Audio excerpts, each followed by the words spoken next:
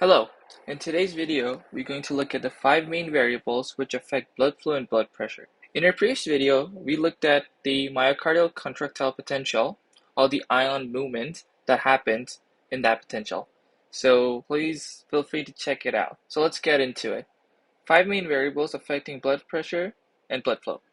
The first one is cardiac output. The second variable which affects blood pressure and blood flow is blood volume. The third variable which affects blood flow and blood pressure is vessel length and diameter. The fourth variable is compliance. And the last variable is blood viscosity. Okay, now let's deep dive into each one of them to determine how they affect blood pressure and blood flow. So the first one we're going to look at is cardiac output. Increasing cardiac output via stroke volume and heart rate, which increases through epinephrine, sympathetic intervention, norepinephrine, thyroid hormones, etc., increases blood pressure. On the contrary, decreasing cardiac output via stroke volume or heart rate, which happens through parasympathetic stimulation, increasing potassium levels, decreases blood pressure. So that's for cardiac output. Now let's look at blood volume. Increase in blood volume, which happens through water retention or sodium NaCl retention through the kidneys, actually increases blood pressure and blood volume both. Blood pressure increases because of solute concentration increasing in the blood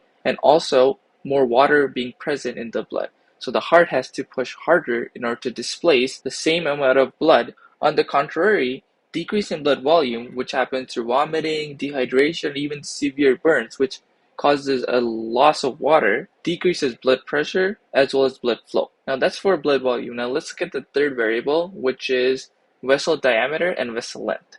Now this is a long one, so please bear with me. Vessel length is proportional to resistance, and vessel length is inversely proportional to flow rate. This means that the longer the vessel, the higher the resistance and the decreased blood flow. On the contrary, the shorter the vessel, less resistance it experiences, increase in blood flow. We can also look at that relationship through the Poiseuille's law, which is the equation over here. In this one, you can see that length is inversely proportional to flow rate. So increase in length actually decreases flow rate.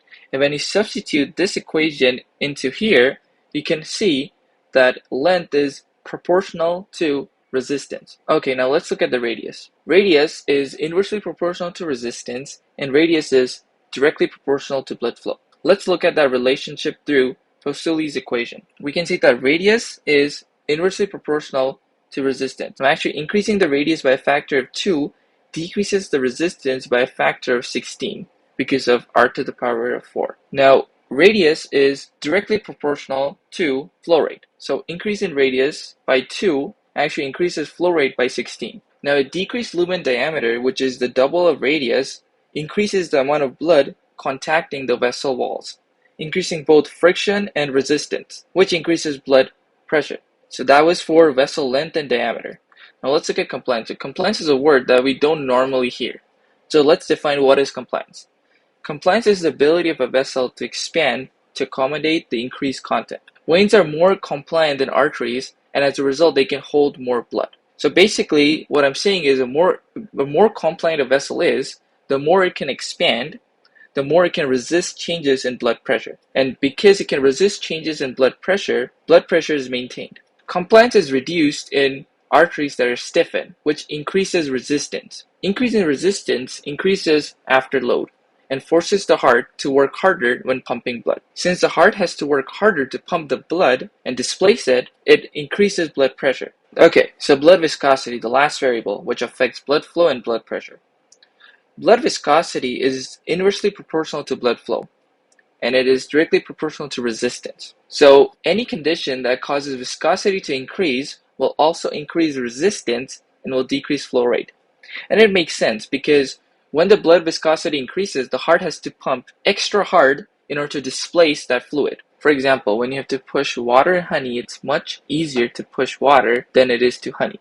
And that is because honey has increased resistance because of increased viscosity. Same principle applies over here. If the blood is thick because of formed elements or plasma proteins which are present inside the blood, they increase the osmolarity because more solute is present.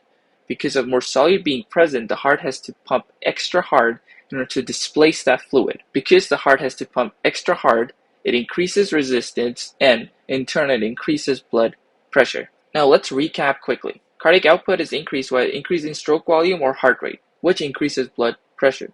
On the contrary, decrease in cardiac output, which is why a decrease in stroke volume or heart rate decreases blood pressure. Increase in blood volume through water retention or sodium retention increases blood pressure and blood flow. On the contrary, decrease in blood volume through vomiting, dehydration, severe burns decreases blood pressure and blood flow. Vessel length: the longer the vessel, the higher the resistance. The higher the resistance, the decrease in blood flow. The shorter the vessel, the lower the resistance, the higher the blood flow. With radius, increase in radius by a factor of 2 decreases resistance by a factor of 16 because of r to the power of 4. Increase in radius by a factor of 2 increases flow rate by a factor of 16, which increases blood flow. Now, decrease in radius actually increases blood pressure because of increase in resistance. The more compliant a vessel, the more it can resist changes in blood pressure, thus blood pressure is maintained. Decreased compliance of a blood vessel increases resistance and in turn increases blood pressure. Last variable, blood viscosity: the more viscous the fluid, the harder it is to push, the harder the blood pressure.